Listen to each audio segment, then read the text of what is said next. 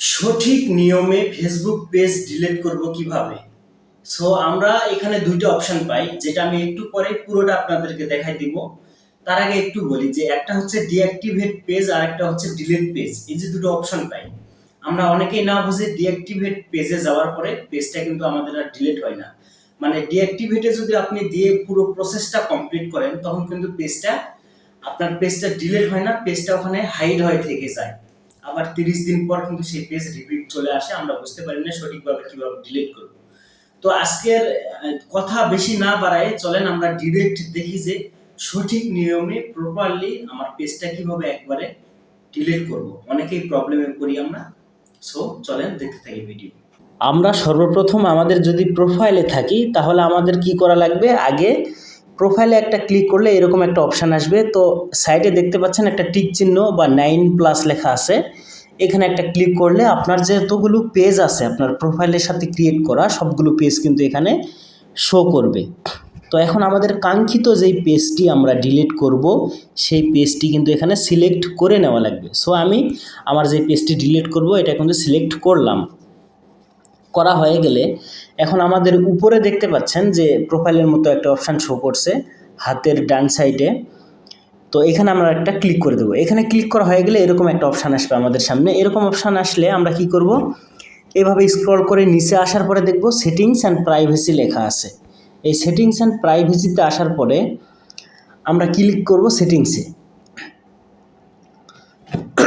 সেটিংসে ক্লিক করা হয়ে গেলে দেখতে পাচ্ছেন এরকম একটা অপশান অনেক সামনে চলে আসবে। তো এখান থেকে আমরা কি খুঁজবো, অ্যাক্সেস অ্যান্ড কন্ট্রোল। আপনারা দেখতে পাচ্ছেন এই যে এখানে লেখা আছে অ্যাক্সেস অ্যান্ড কন্ট্রোল। তো এখানে একটা ক্লিক করে নেবেন। অ্যাক্সেস অ্যান্ড কন্ট্রোলে ক্লিক করা হয়ে গেলে উপরে দেখতে পাচ্ছেন ডিঅ্যাক্টিভেশন অ্যান্ড ডিলেশন, এখানে একটা উপরে ক্লিক করে দিবেন। এখানে ক্লিক করা হয়ে গেলে দেখতে পাচ্ছেন আমরা ভুল করি কোথায়, এই জায়গাটায় কিন্তু অনেক সময় ভুল করে থাকি।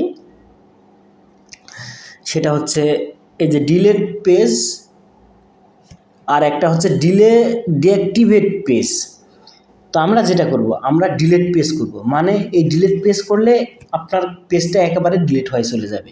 আর যদি ডিঅ্যাক্টিভেট করে রাখতে চান তাহলে এই যে উপরে অপশানে ক্লিক করলে পেজটা আপনার ডিলিট হবে না, কিছু পেজটা হাইড হয়ে থেকে যাবে। সো ওই অপশানটা আমরা দেখলাম না, আমরা যেহেতু ডিলিট কীভাবে পার্মানেন্টলি একবারে ডিলিট করব ওটা করব। এখানে ডিলিট পেজে ক্লিক করে নেওয়ার পরে কন্টিনিউ যে আছে নিচে, এই কন্টিনিউয়ে আমরা ক্লিক করে দেব। এখানে ক্লিক করা হয়ে গেলে ফেসবুক আপনাকে জিজ্ঞেস করবে যে আপনি কেন ফেসবুক পেজটা ডিলিট করতে চান। সো এখানে যে কোনো একটা এক্সকিউজ হচ্ছে দেখানো লাগবে ফেসবুককে। সো আমি বলবো যে I spend too much time on Facebook. So উপরে আমি এটা দিয়ে দিলাম। দেওয়ার পরে এখন বলতেছে যে কন্টিনিউ করা লাগবে। সো এখানে আর কিছু না দিয়ে আমরা কন্টিনিউ যে বাটনটা আছে এই কন্টিনিউয়ে ক্লিক করে দেবো।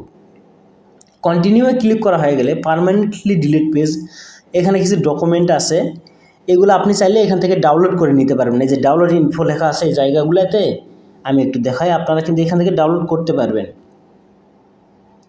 সো এই যে এখানে ডাউনলোড লেখা আছে, এই যে ডাউনলোড, এইগুলো কিন্তু ডাউনলোড করতে পারবেন। আমরা যেহেতু ডাউনলোড করব না, পেজটা ডিলিট করব, আমরা কি করব, আমরা কন্টিনিউয়ে ক্লিক করব। দেখেন এই যে নিচে কন্টিনিউ আছে, এই যে কন্টিনিউ, এই কন্টিনিউয়ে আমরা একটা ক্লিক করে দেবো। কন্টিনিউয়ে ক্লিক করা হয়ে গেলে এই যে ইন্টার পাসওয়ার্ড, এটা আমি আগে বলতে ভুলে গেছিলাম। সো আপনার যে ফেসবুক পাসওয়ার্ড এটা কিন্তু আগের থেকে আপনাকে বের করে রাখা লাগবে, কারণ এই পাসওয়ার্ডটা এখানে বসা লাগবে। সো আমি আমার পাসওয়ার্ডটা এখানে বসাই দিচ্ছি, যদিও পাসওয়ার্ডটা আমি হাইড করে রাখবো। তো সেই ক্ষেত্রে আমরা পাসওয়ার্ডটা বসাই দিই এখানে। ওকে, পাসওয়ার্ড বসা হয়ে গেলে আমাদের কন্টিনিউ যে আছে এখানে কন্টিনিউ একটা ক্লিক করে দেওয়া লাগবে।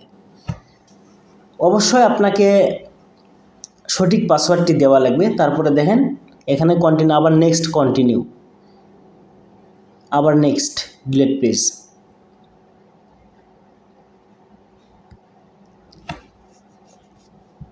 দেখেন আমাদের কাজটা কিন্তু সম্পন্ন হয়ে গেছে।